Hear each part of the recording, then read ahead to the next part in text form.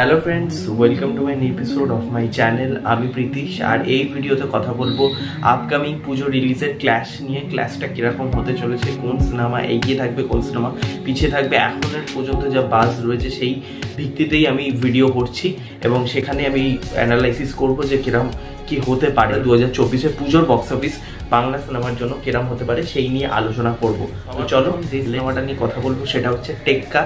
টেক্কাতে রয়েছে দেব, রুক্মিণী এবং স্বস্তিকা মুখার্জি। এই সিনেমাটা ডিরেক্টেড বাই সৃজিত মুখার্জি। হ্যাঁ, ডিরেক্টেড বাই সৃজিত মুখার্জি হলেও এই সিনেমাটা নিয়ে যে আমরা ভীষণ এক্সাইটেড বা ভীষণ হাইপ রয়েছে তা কিন্তু নয়। আগের বছরে যেমন আমি উদাহরণ দিচ্ছি 2023-এ যেরকম একটা দশমাবতের মতন একটা প্যাকেজ ছিল, যেটা একটা সিকুয়েল ছবি ছিল, সেটা একটা ফ্র্যাঞ্চাইজি সিনেমা। তার উপর সেখানে অনেক কিছু এক্সপেক্টেড ছিল, যেমন হচ্ছে প্রসেনজিৎ চ্যাটার্জি, অনির্বাণ ভট্টাচার্যের মতন বড় স্টারেরা সেই ছবিতে কাজ করেছিল এবং তাদের কম্বিনেশন খুব ভালো লেগেছিল। মানে ট্রেলার টিজার দেখেই পরিষ্কার ছিল এবং একটা বড় কম্বো ছিল ছবিটার মধ্যে, ঠিক আছে। যেমন ভিঞ্চিদার একটা পার্ট মানে প্রিকুয়েল ছিল, এছাড়াও বাইসে শ্রাবণের প্রিকুয়েল। তাই জন্য লোকেদের মধ্যে আলাদা একটা এক্সাইটমেন্ট ছিল। ইভেন আমি ফ্যান থিওরিও তৈরি হচ্ছিল সেই সময়। তো দশম অবতার নিয়ে আলাদা একটা এক্সাইটমেন্ট ছিল। তারপরে যে এক্সাইটমেন্টটা ছিল ছবিটা নিয়ে সেটা হচ্ছে বাঘা যতীন 2023-এ। কিন্তু বাঘা যতীনের যে বাজেটটা ছিল সেটা অনেকটা বেশি জানা গেছিল এবং যেহেতু ছবিটার মধ্যে অনেক ভিএফএক্স এর কাজ, বিশেষ করে RRR এর টিম ভিএফএক্স এর কাজ করছে সেই বাঘের দৃশ্যটা স্পেশালি, সেখানে ভিএফএক্স এর কাজ করছে। ওই সিনটা দেখার জন্যই কিন্তু হলমুখী হয়েছিল বাঙালি দর্শক, ঠিক আছে। তাই জন্য একটা ক্রেজ অলরেডি আগে থেকে ক্রিয়েট হয়েছে। হ্যাঁ, ছবিটা যে যতটা এক্সপেকটেশন ছিল ডেফিনেটলি আন্ডার পারফর্ম করেছে, সেটা আলাদা বিষয়। কিন্তু ছবিটার যে ক্রেজটা, হাইপটা, সেটা কিন্তু অনেকটা ইনিশিয়াল স্টেজে ভালো ছিল, দারুণ ছিল, ঠিক আছে।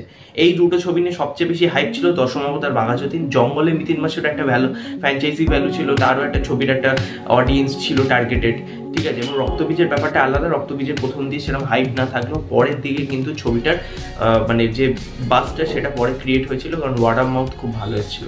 সেইটা কিন্তু একটা গেম চেঞ্জার ছিল পুজোতে, সেটার কথা বাদই দিলাম। বাদ বাকি যদি আমি রিলিজের আগের কথা বলি, রিলিজের আগে কিন্তু দুটো ছবির সবচেয়ে বেশি হাইপ ছিল দশম অবতার এবং বাঘা যতীন। তবে এই বছর পুজোর সিনারিওটা একটু অন্যরকম। সকলে আমরা জানি আরজিকর ইনসিডেন্টটা ঘটেছে, সেটাই আমরা প্রধান কারণ বলতে পারি যে ছবির যে বাসটা সেটা ক্রিয়েট হচ্ছে না। এছাড়াও অনেক কারণ রয়েছে। এই যে আমি বললাম দশম অবতারের মতন কোনো ফ্র্যাঞ্চাইজি ছবি নেই বা কমার্শিয়াল বড় ছবি নেই। যেরকম খাদান যদি পুজোতে আসতো তাহলে কিন্তু একটা বেশি আমার মনে হয় বাজ ক্রিয়েট হতো। ডেফিনেটলি টেক্কা, আমি ছবিকে খারাপ বলছি না, ছবি ভালো হতেই পারে, কিন্তু যে বাজের কথা বলছি, লোকেদের দর্শকদের যে ইন্টারেস্ট সেটা কোথাও গিয়ে কম এই দুটো ছবির থেকে, ঠিক আছে, মানে টেক্কার থেকে কম।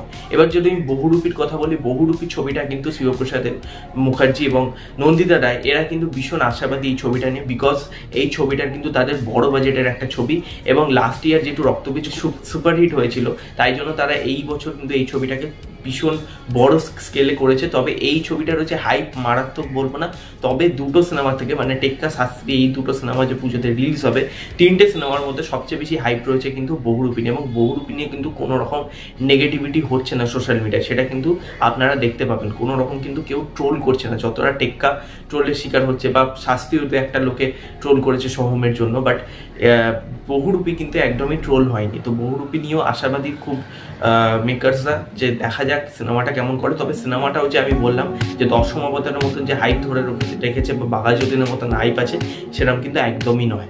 এছাড়া যদি বলি শাস্ত্রী, যেই ছবিটা সবচেয়ে বেশি কম হাইপ এবং আমি অবাক, এই ছবিটার মধ্যে মিঠুন চক্রবর্তী রয়েছে, অ্যাক্টরটা রয়েছে, কিন্তু তার সত্ত্বেও ছবিটার বাজ ক্রিয়েট হচ্ছে না, বিকজ প্রমোশনই হচ্ছে না। ছবিটার কিন্তু সেইভাবে প্রমোশনই করছে না মেকার্সরা।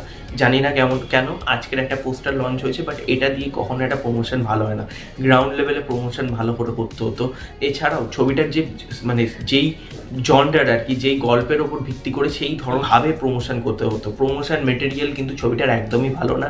টিজার এখনো বেরোয়নি, আর ট্রেলার তো ছেড়েই দিলাম, ঠিক আছে। টিজার ট্রেলার কিচ্ছু বেরোয়নি, তো ছবিটার বাস কোথা দিয়ে ক্রিয়েট হবে? কোনো পুজোর একটা গান শুনেছিলাম এই ছবিটার মধ্যে থাকবে, বাট সেটাও এখনো বেরোয়নি। আমি জানি না কবে বেরোবে, তবে মাত্র পুজোর আর মোটামুটি 24-25 দিন বাকি। এবার এখনো যদি আমার প্রমোশন ঠিক মতো না স্টার্ট হয় শাস্ত্রী, তাহলে বাজ হবে কি করে এবং দর্শকও কি করে অ্যাওয়ার হবে যে এই ছবিটা আসছে। কিন্তু যেই ছবিটার মধ্যে যে প্লাস পয়েন্ট আছে, অনেকগুলো কিন্তু প্লাস পয়েন্ট আছে, একটা নেগেটিভ পয়েন্ট আছে। প্লাস পয়েন্ট হচ্ছে মিঠুন চক্রবর্তী এবং দেবশ্রী ম্যামের জুটি কিন্তু আমরা আবারও দেখতে পাবো। তো এবারে কিন্তু একটা পুজোটা সেই জুটিটাকে কেন্দ্র করে কিন্তু একটা বড় রকম প্রমোশন করা যেতে পারতো, যেহেতু বয়স্ক অডিয়েন্স এখন এই ধরনের ছবি তারা কিন্তু এই ধরনের ছবি দেখতে যাবে, ঠিক আছে। বাট সেটাকে তো তাদের জানাতে হবে, তাদের কাছে তো পৌঁছাতে হবে যে এই ছবিটা আসছে, দেখা যাক পুজোর রিলিজের আগে তারা কিভাবে প্রমোশন করে। তবে প্রমোশন ইনিশিয়ালি স্টেজে কিন্তু খুবই খারাপ, ঠিক আছে। শাস্তির সবচেয়ে কম প্রমোশন হচ্ছে, প্রমোশনের দিক থেকে বহুরূপী সবচেয়ে গিয়ে তারা টিজার বার করছে, গান বার করছে, পোস্টার, বড় বড় পোস্টার কিন্তু হলে লেগে গেছে অলরেডি বহুরূপী। কিন্তু টেক্কার সেইভাবে হাইপ নেই। টেক্কার কিন্তু টিজার বেরিয়েছে, ডেফিনেটলি ভালো কথা হয়েছে, বাট হাইপটা কিন্তু বহুরূপীর কাছে আসছে না, ঠিক আছে। তার কিন্তু মানে ওই বলা যেতে পারে না হাড্ডাহাড্ডি লড়াই, সেটা কোথাও গিয়ে বহুরূপীর সাথে টেক্কা করতে পারছে না এখনো পর্যন্ত প্রমোশনাল দিক থেকে। এছাড়া যদি বলি শাস্তি তো ধরা ছোঁয়ার বাইরেই চলে গেছে এই দুটো সিনেমার থেকে, তার তো কোনো প্রমোশনই হচ্ছে এবং অনেক লোকই জানে না এই সিনেমাটা আসছে।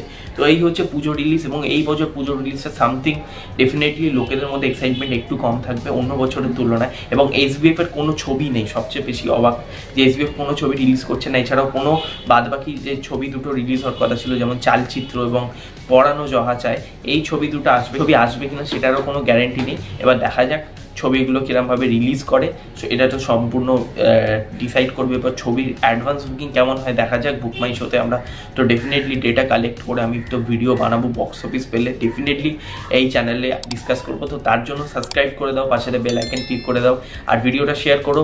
আর ভিডিওটা ডেফিনেটলি ভালো লাগলে লাইক করতে ভুলো না, কমেন্টে জানিও তোমাদের কি মতামত। আর নেক্সট ভিডিও দেখা হবে। Tata, take care.